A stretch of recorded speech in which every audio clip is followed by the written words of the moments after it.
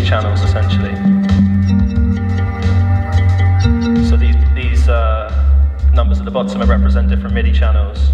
We're just kind of gearing up to launch like another version of the product all over the world. So we've been currently like selling the Elite series of the AlphaSphere directly, and we're just about to kind of scale up to introduce another version of the AlphaSphere to the world basically. So this is kind of going to be quite an exciting couple of months.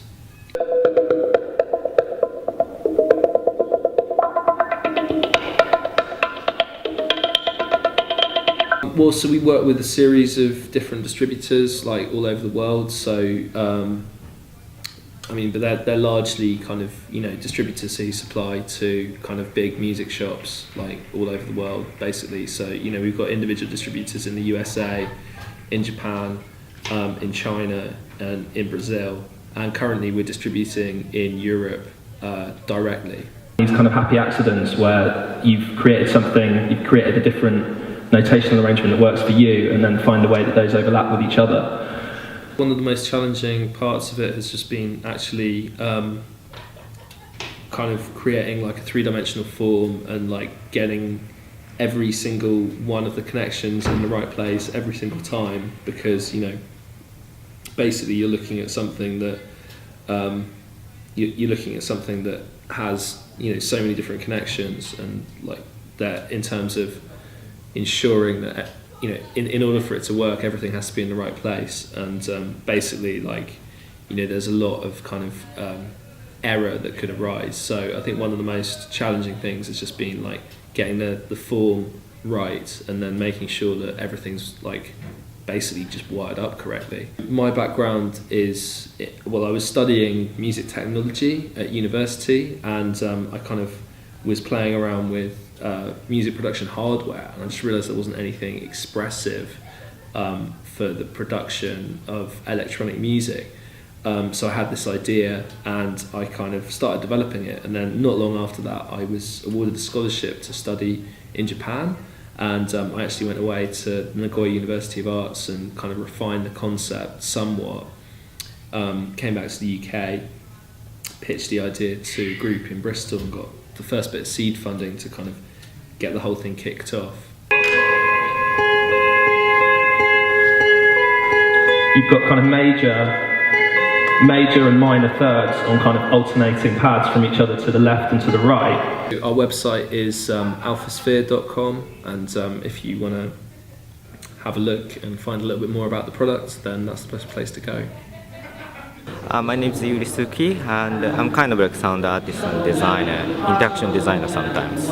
Actually, previously I was curious as a DJ or like kind of producer with like a techno music in the past, and I wasn't really successful. But most of DJs like talking about which is like a better media to create. Like for example, one DJ say like vinyl record is the best, another DJ says CD or like playing from computers. So this is a really fundamental topic to discuss. I'm really interested in a kind of physical like media which can record sound physically, because like for example MP3 and so on, it's always storing data on the computer. It's almost like a virtual space. And what if you lost like kind of way? Maybe like we will lose like electricity in the future or something. So how we can pick up data? So I'm really interested in that kind of like a difference between like analog and digital. So the vinyl is only media, you can still like physically can like listen the sound. So that's why I'm really interested in that. In the beginning it's more like music and sound, and that's one of my interests. But in the same time I'm really interested in kinetic sculpture for a long time since I was a child. So I think like something combined between two is like pretty much my practice. That's Herbie Hancock's Rocket. Like he made an album called Future Shock, and it's pretty much direct into the kind of hip hop culture at that time. So it's very amazing songs in that album. And 10cc is kind of rock band, and they actually like, I think commissioned to produce that video. And a kind of freaky robot inside, and but it's really amazing, well-made video. And when I was a child, like I've seen that film like all time. So that's pretty much my initial inspiration. I only work for Disney Research Pittsburgh at the moment. Okay. So I'm purely working as like more designer. So like how attach like new technology into something good application. So that's like my function in the Disney Research Pittsburgh. Most of the project is actually collaborative because always has got like big inspiration from like working with other people, and especially I'm working at Disney Research Pittsburgh and full of amazing people working there. So it's coming up with like new idea, even like starting from completely different idea but going to really different way, and that's kind of magic as well. So my work is pretty much like always collaborative. Sometimes like I only work myself. German company has a patent, so like Shenley, I didn't get any patent in there, but it's really nice project. And after that, I'm quite interested in more like producing record by myself. It's not about playback, it's actually producing or like storing data into the physical media.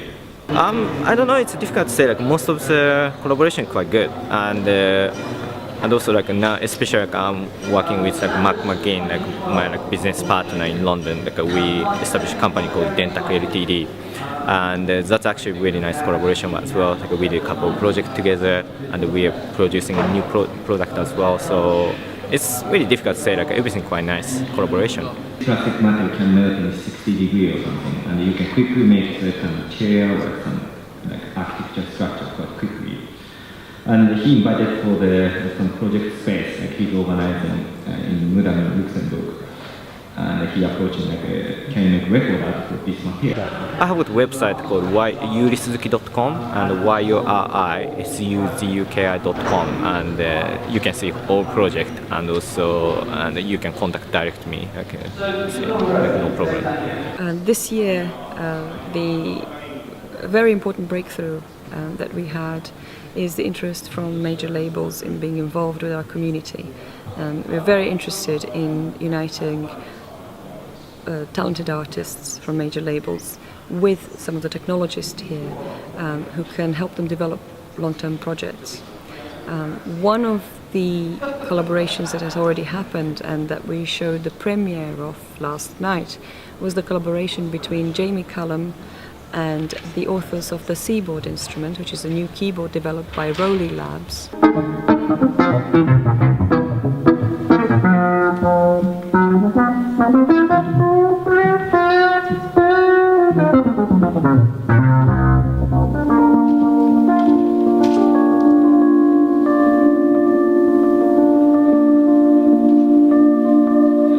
In 3 to 5 years' time, a new type of music will be invented, which can only be made by the Seaboard. The passion and persistence devoted to its development has made the Seaboard a unique instrument that generates beautiful sound in an innovative way. Jean-Baptiste Thiebaud, and I work for Rowley. I'm also a founder of the Music Hackspace in London, and my role at Rowley is head of technology. The first lot will be 88 limited edition. And we're launching this year the Seaboard Grand, which has 88 notes.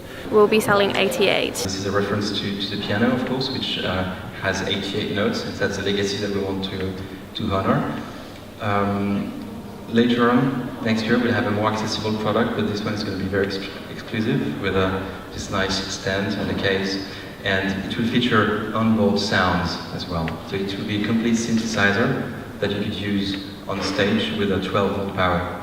So the Seaboard is a new instrument that is an evolution of the piano keyboard. And what is particular with the Seaboard is that it allows you to bend the pitch of every note, but also to control the volume through the pressure on each individual note and the timbre as well.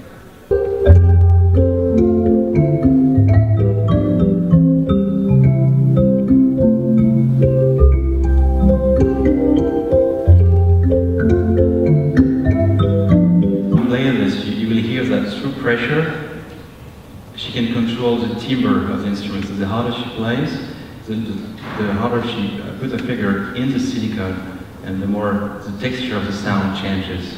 That's the difference with the piano. When you play the piano, the note starts when the movement finishes. So you press a key, and then the hammer hits a string, it resonates, and the only thing you can do is release the key, and the note stops. with the Seaboard, the note starts as soon as you press the silicone that is the surface on the Seaboard. And the harder you press, the louder the sound is. But if you wobble your finger left or right, you bend the pitch of the instrument.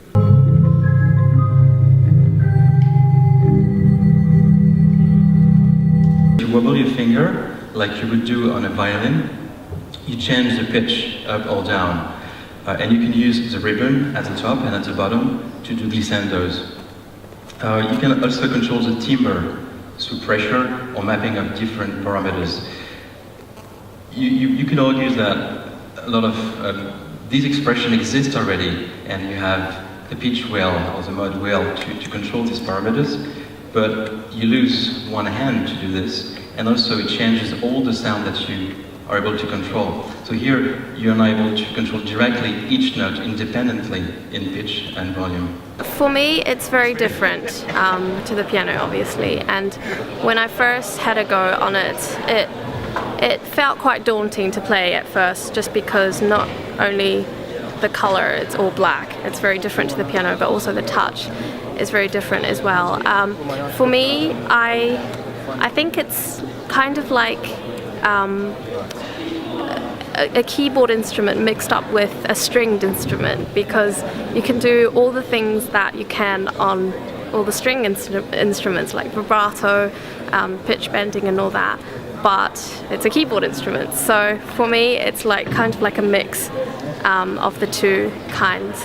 The inspiration behind the Seaboard was Roland Lem, the inventor, the CEO of the company, invented the Seaboard when he was studying at the Royal College of Art, and he's a jazz pianist, and he was exposed to many technologies there.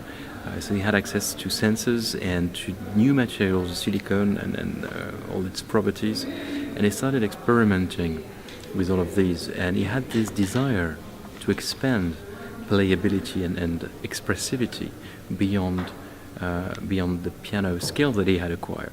And he was in particular inspired by other instruments such as saxophone or the voice, that is capable of so much more than the piano, which is discrete and you can't bend the pitch. And so all of these ideas he had, and his desire to control and be expressive with other things, they fed into his design process to invent the Seaboard. We have to narrow down all the messages that we sent to existing software, music software. It's very difficult to interface it with existing music software. So we are on a mission to change that and increase the bandwidth and the communication between our controller, but also other controllers.